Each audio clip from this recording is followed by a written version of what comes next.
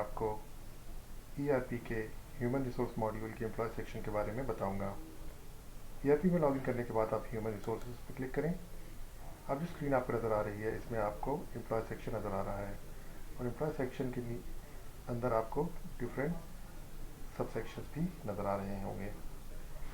Employ को discuss करने से पहले हम एम्प्लॉयमेंट टाइप को branch, department, designation, employ grade, employ group और एम्प्लॉय हेल्थ इंश्योरेंस को डिस्कस करेंगे।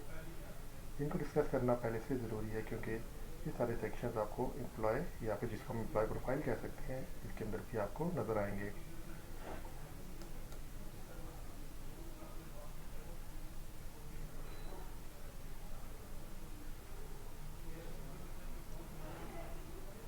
जैसे कि आप यहाँ पर देख सकते हैं कि आपको आपकी कंपनी में डिफरेंट एम्प्लॉयमेंट टाइप्स नज़र आ रही हैं।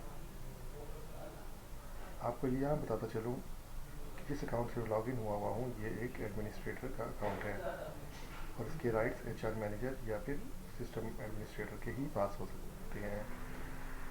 नई एम्प्लॉयमेंट टाइप क्रिएट करने के लिए आप न्यू पर क्लिक करें। नाम टाइप करने के बाद आप सेव कर दें।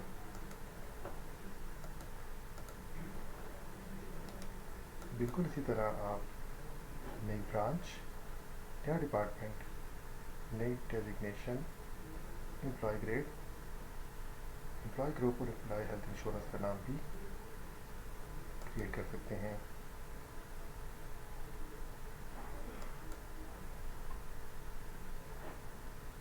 इसके बाद हम एम्प्लॉय या फिर एम्प्लॉय प्रोफाइल जिसको हम कह सकते हैं उसके बारे में डिस्कस करेंगे।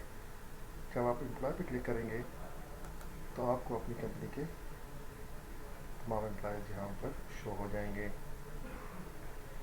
यहाँ मैं मज़ीद आपको ये बताता चलूँ कि ये एक सिस्टम एडमिनिस्ट्रेटर का अकाउंट है जिसके राइट्स और परमिशंस एक आम यूज़र से डिफरेंट होते हैं।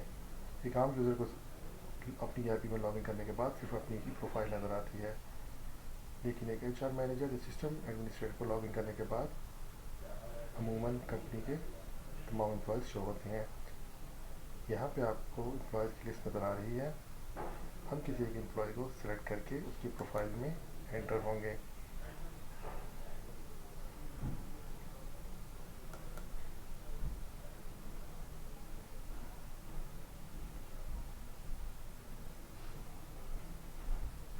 जब हम इस एम्प्लॉय की प्रोफाइल में एंटर हुए हैं हमें इसकी प्रोफाइल में डिफरेंट सेक्शंस नज़र आ रहे हैं जिसमें लीव और अटेंडेंस से रिलेटेड डिटेल्स हैं, किस शिफ्ट से रिलेटेड डिटेल्स हैं, उसके एक्सपेंसेस, उसकी परफॉर्मेंस वैल्यूएशन, जो उसके बेनिफिट्स और जो उसके पेरोल नज़र आते हैं वो नज़र आ रहे हैं।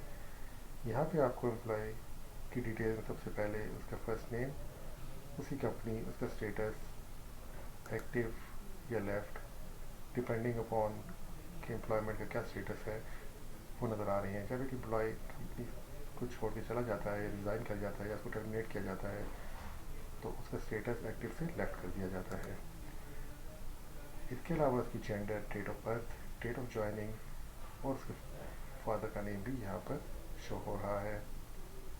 एमरजेंसी कॉन्टैक्ट डिटेल्स में जो फील्ड्स आपको नज़र आ रही हैं इसमें इसका इमरजेंसी कॉन्टैक्ट का नेम, उसका फ़ोन नंबर और उसका रिलेशन एम्प्लॉय के साथ क्या है वो यहाँ पर डिफ़ाइन किया जाता है।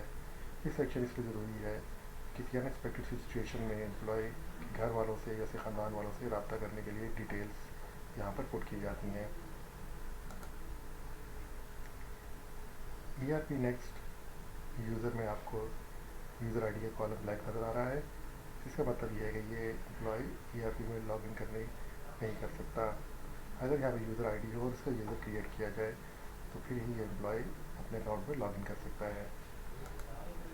ज्वाइनिंग डिटेल के सेक्शन में एम्प्लॉय की डेट ऑफ ज्वाइनिंग से रिलेटेड इन्फॉर्मेशन एंटर की जाती है।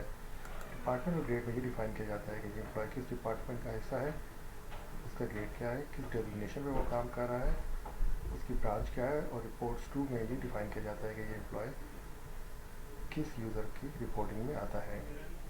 अटेंडेंस और लीव डिटेल में आपको डिफरेंट फील्ड्स नज़र आ रही हैं जिसमें लीव पॉलिसी है, हॉलीडे लिस्ट है, उसकी डिफ़ॉल्ट शिफ्ट क्या है, उसकी बायोमेट्रिक आईडी क्या है और उसकी लीव को कौन अप्रूव करता है, वो चीज़ें यहाँ पे हम डिफ़ाइन कर सकते हैं।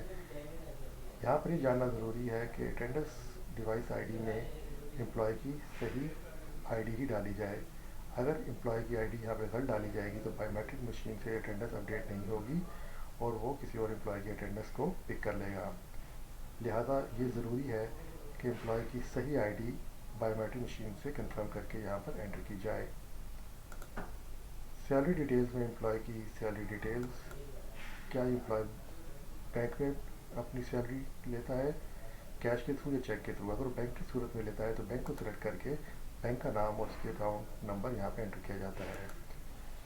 हेल्थ इंश्योरेंस प्रोवाइडर की तरफ से दी जाने वाली सहूलियात की डिटेल्स यहाँ पे मेंशन की जाती है और इस एम्प्लॉय का अगर EOBI डिडक्ट हो रहा है तो यस, और अगर नहीं हो रहा तो नो को सिलेक्ट किया जाता है।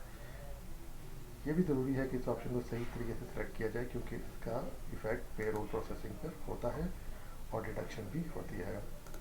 कॉन्टैक्ट डिटेल में एम्प्लॉय अपनी कॉन्टैक्ट डिटेल एंटर करता है, जैसे कि मोबाइल नंबर से घर का एड्रेस और अदर डिटेल्स भी यहाँ पर एंटर की जा सकती हैं। एजुकेशन क्वालिफिकेशन में एम्प्लॉय की जो क्वालिफिकेशन उससे रिलेटेड डिटेल्स होती हैं। ऐड रो क्लिक करके आप मल्टीपल डिटेल्स यहाँ पे डाल सकते हैं और इसी तरह वर्क एक्सपीरियंस के बारे में भी यहाँ पे डिटेल डाली जा सकती है। इस पर्टिकुलर कंपनी में उसकी क्या हिस्ट्री है, किस डेजिग्नेशन पर पहले काम कर चुका है, उसको भी यहाँ पे आप एंटर कर सकते हैं। एग्जिट के सेक्शन में आपको नज़र आ रहा होगा कि resignation letter date, relieving date, reason for leaving और अदर डिटेल्स यहाँ पर मेंशन की गई हैं। अगर एम्प्लॉय रिज़ाइन कर जाता है तो उसकी जो रेजिग्नेशन लेटर की डेट होगी वो यहाँ पर एंटर की जाएगी और साथ ही साथ उसकी रिलीविंग डेट जो उस एम्प्लॉय का लास्ट डे ऑफ वर्किंग होगा वो यहाँ पर डेट सेलेक्ट कर ली जाएगी और उसके बाद सेव कर लिया जाएगा।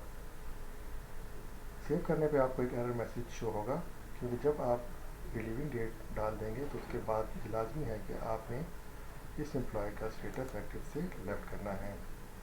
उम्मीद है कि ये वीडियो आपको पसंद आई होगी। मज़ीद किसी मदद की सूरत में आप मुझसे डायरेक्टली कॉन्टेक्ट कर सकते हैं।